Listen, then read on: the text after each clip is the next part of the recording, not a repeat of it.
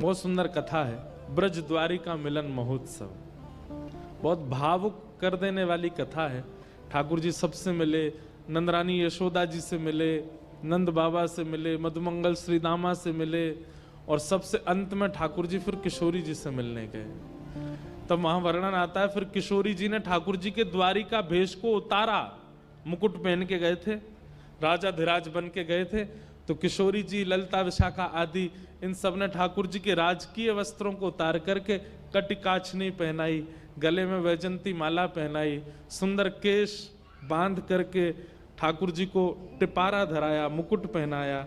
और मुकुट में मोर पिछ, द्वारिका में ठाकुर जी मुकुट कम पहनते हैं, वहां राजा धीराज रूप में रहते हैं। ठाकुर जी को पाग बांध करके उस पर सीधे ऊपर ठाकुर जी को मोर पिछ लगाए, कानों में मकराकृत कुंडल पहनाए, हाथों में महावर लगाई, पैरों में महावर लगाई, पैरन में पाजे पहना के ठाकुर जी के हाथ में वंशी पधराई 100 वर्ष बाद।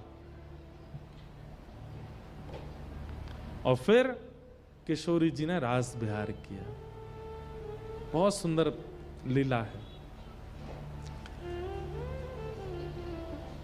सूर्य ग्रहण का समय था जब भगवान कुरुक्षेत्र आए थे।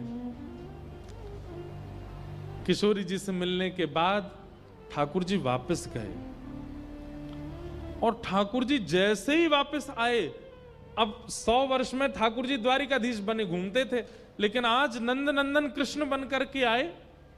श्रृंगार पूरा बदला हुआ है, चाल पूरी बदली हुई है, नेत्र आधे आधे खुले हुए हैं, नेत्रों में काजल लगा है, नेत्र थोड़े थोड़े से लाल हैं, मुखमंडल लाल है, बीड़ा खा करके आए, हाथों में महावर, पैरों में महावर, सुंदर इत्र की सुगंधी आ रही है, और त्रिभंग लली ठाकुर जी टेढ़े मेढ़े जैसे ब्रज में चलते हैं वैसे चल रहे हैं।